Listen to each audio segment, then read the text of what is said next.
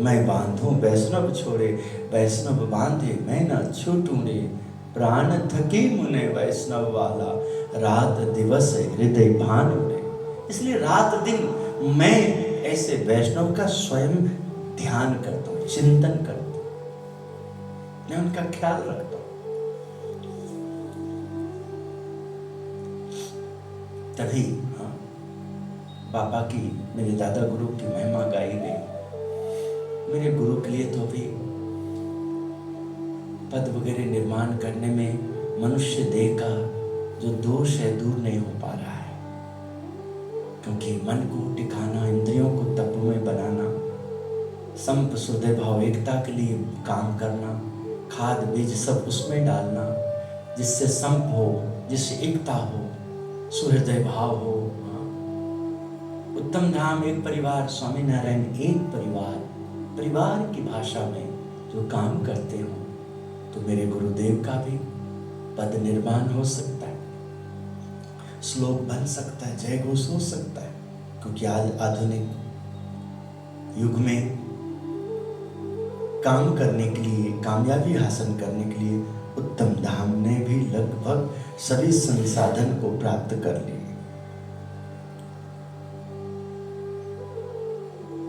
और ये सब उत्तम धाम के श्रद्धावान के द्वारा ही संभव हो पाया है।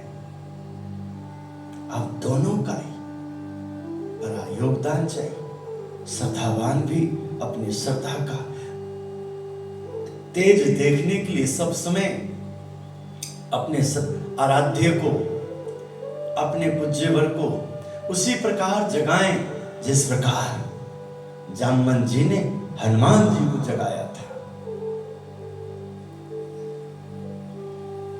दोनों ही असमंजस में हैं। जो साधक हैं वो ऐसे खोए हैं कि वचनामृत नहीं आता है, स्वामी की बातें नहीं आती, परंपरा नहीं आता है, व्यवहार इतना प्रदान कर रखे कि केवल वही वही वही, वो है तो जय, वो नहीं है तो जय नहीं। तो फिर कहां भक्ति? व्यवहार है। उसके लिए अर्जुन का रथ उन्होंने हाँका, दादा खाचर की सारी जिम्मेदारी ली उन्होंने। उसके लिए इस दास का भी इस कलयुग में उन्होंने जिम्मेदारी ली, वहां पकड़ा, इसकी लाज राखी। देह त्याग करने के बाद भी अपने अन्यथा कर्तव्य सत्य से आज भी उनकी रक्षा में है।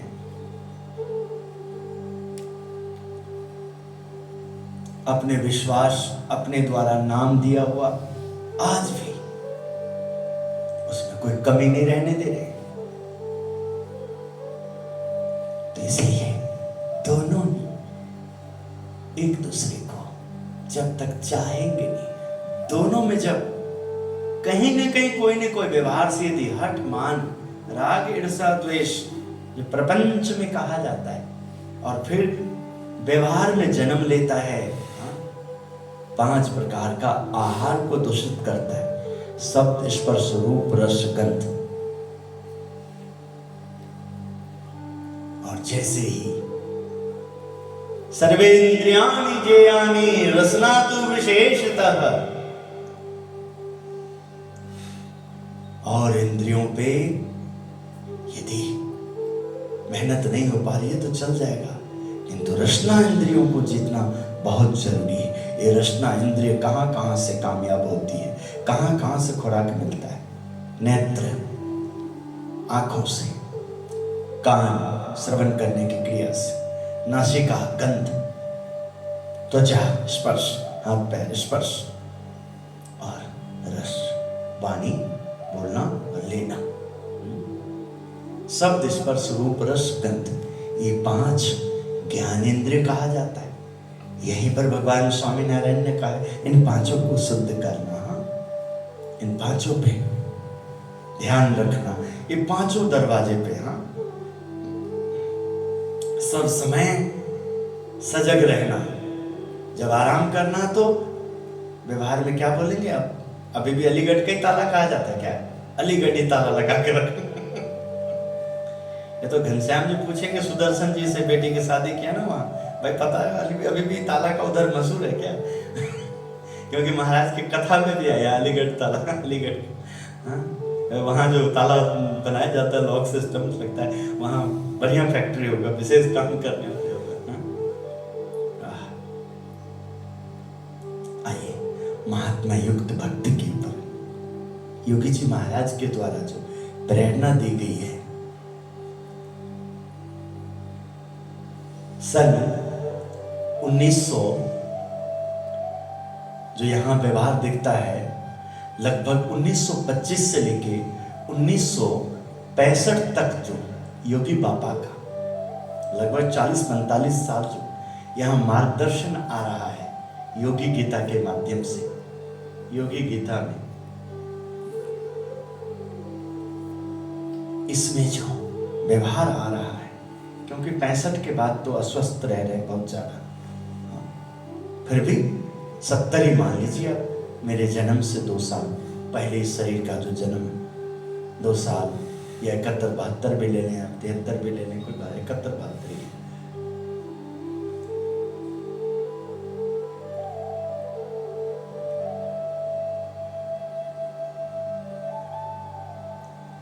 बाबा ने जो 40-45 साल में जो उन्होंने अपने गुरु के निर्देश को, आदेश को समाज के लोगों में जब हेत करना और फिर बात करना और फिर सिद्धांत में लेके आना, फिर उस सिद्धांत की रक्षा करना, उसमें अवगुण रूपी, अभाव रूपी, उसमें जो घास फूस है, उसमें जो फसल को कीड़े काट रहे हैं, उनको दवाई देना गुण का, सद्गुण का, सद्भाव का, दिव्य भाव का, कीटनाशक दवाई।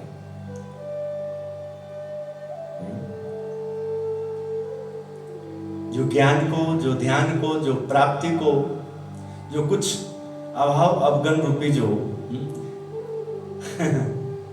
जो आ जाता है स्वभाव बन के और गुण को विकसित नहीं होने देता है, रूप को, जो रूप की प्राप्ति हुई, जो गुण की प्राप्ति हुई, जो गुरु की, जो संत की, जो भक्त की, जो मंदिर की, जो तंत्र की, जो पूजा पाठ की, उसमें जो वृद्धि नहीं आता है, वो जो दिमक है, वो जो शौक लगती है, वो जो कीड़े हैं, कहां से उसका बढ़ावा हो रहा है, वो जगह को सही करना। खुरपी लीजिए, गेंती लीजिए, कुदाल लीजिए, वसूली लीजिए, तेसी लीजिए, जो भी औजार लीजिए, भगवान विश्वकर्मा जी को याद करके उस पर काम करिए। मां सरस्वती को याद करके उस पर प्रगति करिए।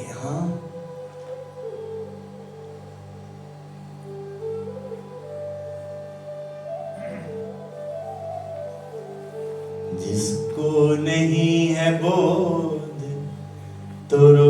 तो गुरु ज्ञान क्या करे, जाना ना निज रूप को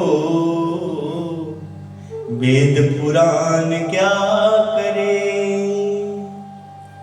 घट घट में हो रहा है ब्रह्म ज्योत का प्रकाश, मिटा न अंधकार तो प्रकाश क्या करे।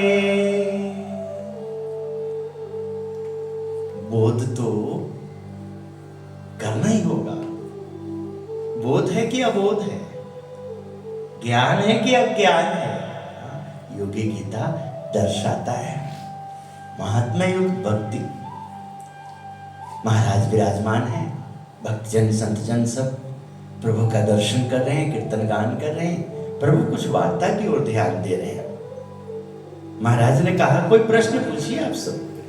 तब मुक्तानंद स्वामी ने पूछा कि हे महाराज, भगवान की ऐसी कौन सी भक्ति है जिसमें किसी भी प्रकार का विघ्न ना हो, तथा वह किस तरह की भक्ति है कि जिस भक्ति में कोई विघ्न पड़ता है। विघन वाला और निर्विघन वाला। किस प्रकार की भक्ति से विघन आता है और किस प्रकार की भक्ति से विघन टिकता नहीं, निर्विघ्न रहता है। प्रश्न सुनकर श्री जी महाराज ने कहा, श्रीमद् भागवत के तृतीय स्कंद में कपिल गीता में माता देवहूति ने कपिल जी के प्रति कहा। यहां संस्कृत का श्लोक है, पूरा श्लोक बोलने में थोड़ा मेरा जीव लड़खड़ाएगा, मैं अर्थ में ही जाता हूं। इन दो श्लोकों में भगवान का महात्म कहा गया है। इसके उपरांत कपिल जी ने माता देवहूति के प्रति अपनी महिमा बताई है।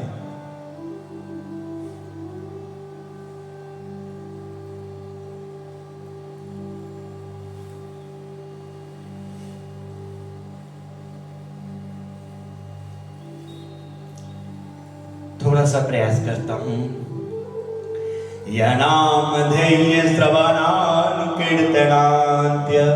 प्रवणा दत्सैमरणादपि क्वचित् स्वादोऽपि सद्यः स्वानाय कल्पते कथं पुनस्ते भगवन्नुदर्शनात्।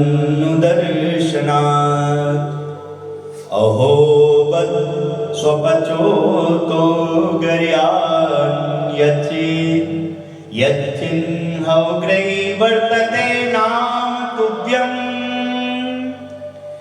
ते पुस्तपस्ते जुहुः सस्मराय ब्रह्मनुचरणां गुणानुरान्तिम् एते।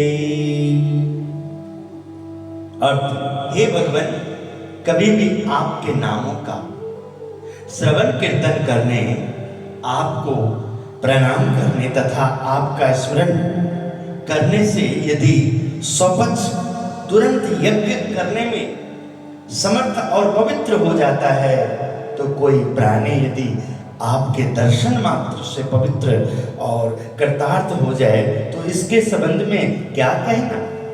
यह एक आश्चर्य की बात है कि स्वपच की जिह्वा पर भी आपका नाम बना रहता है और वह भी आपके नाम उच्चार से भक्ति रहित कर्मठ ब्राह्मणों से भी श्रेष्ठ हो जाता है।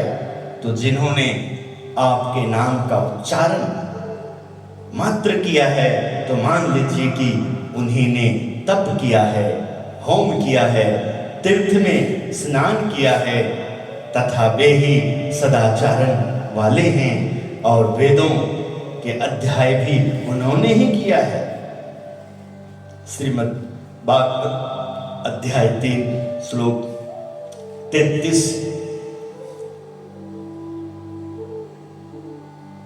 और अध्याय 6 और 7 में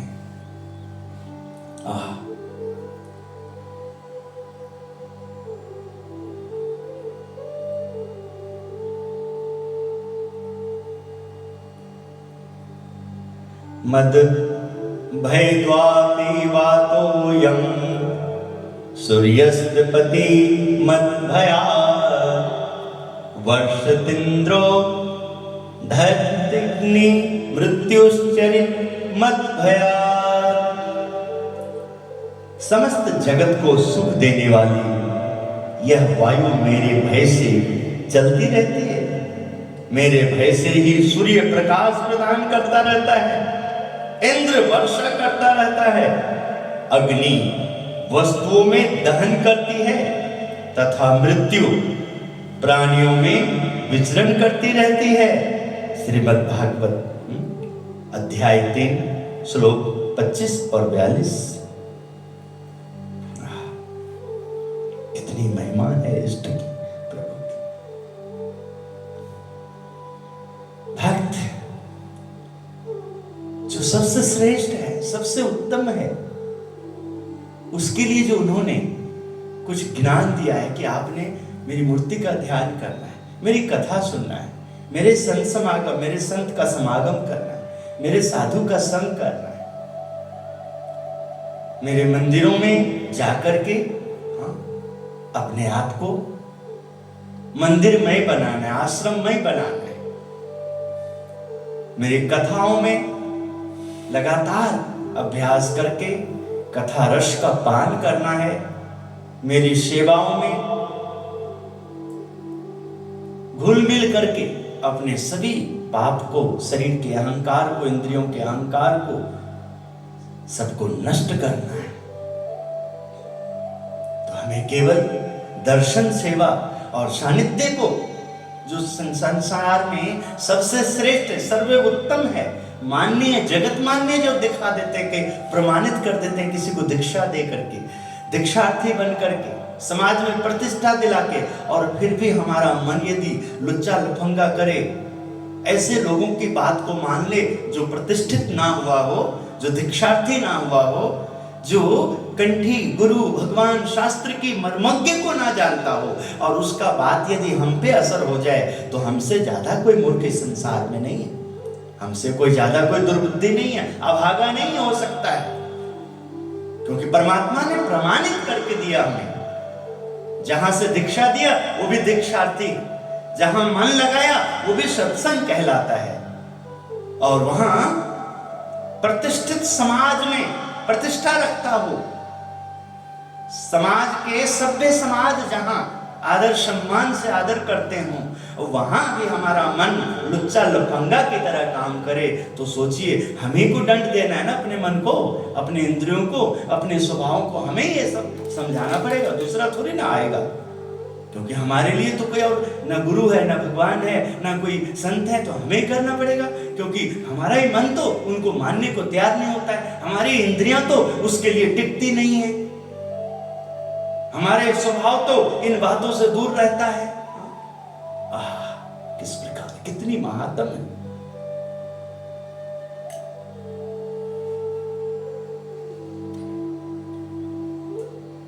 इस प्रकार यदि महात्मा सहित भगवान की भक्ति की जाए तो उसमें किसी प्रकार का विघ्न नहीं पड़ता, किंतु महात्मा जाने बिना केवल प्राकृत बुद्धि से जो भक्ति की जाए तो निश्चित रूप से विघ्न आता है। यह सुनकर मुक्तानंद स्वामी ने पूछा कि इस प्रकार महात्मा युक्त भक्ति को प्राप्त करने का क्या साधन है? तब श्री जी महाराज ने कहा, सुख सनकादिक जैसे महापुरुषों की सेवा तथा उनके प्रसंग अत्यंत प्रीति पूर्वक लगाओ, यानी आत्म बुद्धि पूर्वक जुड़ जाना, जीव में महात्मा सहित भक्ति का उदय होता है। तब जाके निष्कपट होने के बाद, जो भगवान की पहले मंगलाचरण के समय जो भक्त वत्सल की व्याख्या में थे हम, भक्त वत्सल, ये उन्हीं के लिए केवल अवसर होता है जो प्रभु को, सानिध्य को प्राप्त करता है। मैं जीवन जी जैसे आप बच्चों के लिए प्रयास करते रहते कि कैसे, देखिए सब कुछ दौड़ता रहता है ये बच्चा सब कुछ में, और जैसे ही वो अपने इष्ट गुरु के पास आता है तो उसकी आंखें टिकती ही नहीं, उसका आप प्रयास करते रहते। तो मैं त्राटक क्रिया करता था, त्राटक क्रिया करके जीतता था और जिताता था अपने आप। त्राटक क्रिया से राजेश गौतम जी, जो पानी होती है शरीर का, जो दुख देने वाला जो सेल ऐसे जो कीटाणु होता है, वो त्राटक क्रिया के माध्यम से निकल जाता है। आंख को झपकने नहीं देना, पलक को बंद नहीं होने देना, कोई समय निर्धारित करना, कभी ज्योत के माध्यम से, कभी मूर्ति के माध्यम से, बहुत सारे उपाय होते हैं। और ये मैं शुरू से बोलता रहता हूँ उत्तम धाम, आज नहीं शुरू से, और मैं अभी नहीं, जब से मुझे गुरुदेव ने आदेश दिया, पधरामनी दी, आज्ञा दी, समाज के बीच में रहने का, कार्य करने का, उन्होंने आज्ञा दिया, प्रसाद दिया, उस प्रसाद वितरण में मैं उसको आज तक कर रहा हूं, अंदर बाहर जहां भी। आगे सबकी अपनी अपनी समझ है, समर्पण है, कोई बाहर से, कोई अंदर से, सबके समझ के ऊपर है। कौन किस तरह से देख रहा है, कौन किस तरह से सुन रहा है, कौन किस तरह से समझ रहा है। जितना समझ रहे उतना पा रहा है। इसके बाद सुखमुनि ने पूछा कि भगवान के भक्त दो प्रकार के हैं, इनमें एक तो वह है जिसको दृढ़ रूप से भगवान का परिपक्व निश्चय है तथा काम, क्रोध, लोभ और मोहादि विकारों में से कोई भी विकार उसके हृदय में विक्षेप नहीं करता। परंतु दूसरा जो भक्त है जिसे दृढ़ता पूर्वक भगवान का परिचय, परिपक्व निश्चय तो है ही, परंतु उसका अंतःकरण काम, क्रोध, लोभ तथा मोहादि विकारों से शुद्ध हो जाता है।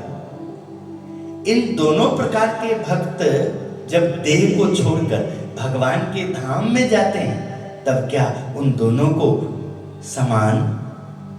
को समान सुख की प्राप्ति होती है या दोनों के सुख में अधिकता अथवा न्यूनता रहती है? कितना सुंदर प्रश्न है। एक संघर्ष वाले और एक संघर्ष को जीतने वाले, दोनों को जब इससे विदाई लेनी होती है, देह से, योनि से, जन्म से, तब श्री जी महाराज बोले कि जिस भगवत भक्त को भगवान का परिपूर्ण निश्चय हो जाता है, निश्चय होता है, तब काम, क्रोध एवं लोभादि से वह शुद्ध भी नहीं होता तथा अतिशय त्यागी, अति वैरागवान एवं अत्यंत आत्मनिष्ठा वाला हो, फिर भी यदि वह प्रत्यक्ष भगवान की मूर्ति के बिना किसी अन्य पदार्थों की इच्छा करता हो, उसे न्यून सुख की प्राप्ति होती है। इतनी बड़ी प्राप्ति के बाद यदि जो वस्तु, स्थान, कुछ भी संसार का वो यदि प्राप्ति के ऊपर आ रहा है तब उन्हें विघ्न आता ही आता है। सुख उन्हें कम मिलता है। जबकि दूसरा जो भक्त है जिसके हृदय में भगवान का परिपूर्ण निश्चय होता है, निश्चय तो है, परंतु जब काम, क्रोध, लोभ एवं मोहादि के कारण विक्षेप उत्पन्न होता हो तब अपने हृदय में उसे परिताप होता है तथा वह भगवान की प्रत्यक्ष मूर्ति के सिवा किसी भी पदार्थ की इच्छा नहीं रखता। उसे भले ही न्यून आत्मनिष्ठा हो एवं कम वैराग हो, परंतु वह देह त्याग करके भगवान के धाम में उस उत्कृष्ट सुख को प्राप्त करता है। इसका कारण यह है कि प्रथम प्रकार का भक्त बाह्य रूप से भले ही त्यागी और निष्कामी दिखाई पड़ता है, परंतु भगवान के दर्शन के उपरांत उसे आत्म दर्शन आदि की इच्छा रहती है, अतः वह सकाम भक्त कहलाता है और उसे परलोक में निश्चित रूप से न्यून सुख की प्राप्ति होती है। जबकि दूसरा जो भक्त है वह बाहरी तौर पर सकाम दिखता है, परंतु उसके हृदय में भगवान की मूर्ति के सिवा अन्य किसी पदार्थ की आशा आकांक्षा नहीं रहती और कदाचित उससे भगवान के बिना दूसरे सुख की इच्छा का संकल्प हो जाए तो उसके मन में अत्यंत पीड़ा होती है, दर्द होता है, डाल होती है, अतः उसे निष्काम भक्त कहा जाता है तथा शरीर छूटने पर वह अधिकाधिक सुख को प्राप्त करता है एवं भगवान का पार्षद होता है तथा भगवान की मूर्ति में उसे अतिशय भगवान की मूर्ति में उसे अतिशय प्रीति हो जाती है। इति वचनामृतम गढ़रा अंत्य प्रकरण 5 महात्म्य युक्त ये वचनामृत योगी बाबा ने प्रेरणा दी। तो आइए हम सब स्वामीनारायण भगवान का जो हमने आश्रय पाया है, सानिध्य पाया है, उत्तम धाम जो उन्हीं के नाम से बना है, उत्तम धाम स्वामीनारायण मंदिर, अक्षर पुरुषोत्तम स्वामीनारायण मंदिर, उत्तम धाम धर्मार्थ ट्रस्ट सेवा को विस्तार करने के लिए सेवा का प्राप्ति जिसको हुआ है वो सब अपने जीवन को मंगलमय बनाए, उनका व्यवहार समाज में प्रतिष्ठित हो, प्रतिष्ठा प्राप्त करें, यश कीर्ति बढ़े, उसके लिए जो ट्रस्ट का निर्माण है, उसके लिए जो संचालन सारी व्यवस्थाओं में जो मार्गदर्शन है, उन सब में ठाकुर जी का प्रकाश हो, उन सब में हम सब के ऊपर इनके विशेष स्नेह बने, उसी के लिए ये 22 मार्च की शोभा यात्रा है। 26 मार्च की स्वामीनारायण जयंती का उत्सव है, उसमें जो हम लोग इकट्ठे होते हैं और उसमें जो जय घोष करते हैं, उसमें जो सारी तैयारी करते हैं, उसमें जो हम लोग लगे रहते हैं, तो देह को, इंद्रियों को, मन को, बुद्धि को, और इसके साथ ही उत्सव है ये, तो उस हिसाब से उत्साहित होकर के सब लोगों को प्रेरित करते हुए और समाज में जहाँ जहाँ आपका जाना आना होता है, जो भी लोग उसमें निमित्त बनते हैं, उन्हें भी अवसर प्राप्त होता है ये सुंदर दृश्य का, जो भगवान के निमित्त ये प्रकाश हो रहा है, भगवान के निमित्त, प्रसन्नता के निमित्त जो यहाँ पर सब कुछ किया जा रहा है, तो वो ना चाहते हुए, ना जानते हुए भी उन्हें भी अवसर की प्राप्ति होती है। भगवान उनके ऊपर भी दृष्टि डालते हैं, प्रसाद खाने से, निमित्त बनने से, कोई ना कोई कहीं ना कहीं किसी न किसी के माध्यम से सहपाठी, सहभागी बनने से उन्हें भी वही सुख की प्राप्ति होती है। बहुत बहुत आशीर्वाद 22 मार्च का भव्य शोभा यात्रा की, बहुत बहुत हम सबको उनका आशीर्वाद प्राप्त हो, खूब उनकी कृपा बनी रहे, और 26 को स्वामीनारायण जयंती का भव्य कार्यक्रम हो। ये आइए, तो सबसे पहले कार्यक्रम है 22 मार्च, जो अब ज़्यादा दिन नहीं रहा, आज 18 के 19 18 तारीख हो गया है, इसलिए बढ़ चढ़ करके अपनी अपनी जगह से भरपूर सहयोग में भाग लेते हुए एक एक कार्य में सिस्टम को, उत्तम धाम धर्मा ट्रस्ट को, स्वामीनारायण मंदिर को और उत्तम धाम के कार्य को, जो यहाँ प्रभु स्वामी जी और जो भी यहाँ पर इनके सहयोग में जो भी लगे हुए हैं, उन सब को भरपूर सहयोग दे करके कार्यक्रम की भव्यता के लिए संकल्प लेते हुए आगे बढ़ें। श्रीपतिं श्रीधरं सर्वदेवीश्वरं भक्तिधर्मात्मजं वासुदेवं हरे माधवं केशवं कामदं कारणं स्वामीनारायणं नीलकंठं भजे। श्री स्वामीनारायण भगवान की जय। श्री स्वामीनारायण भव्य शोभा यात्रा महोत्सव की जय जय जय।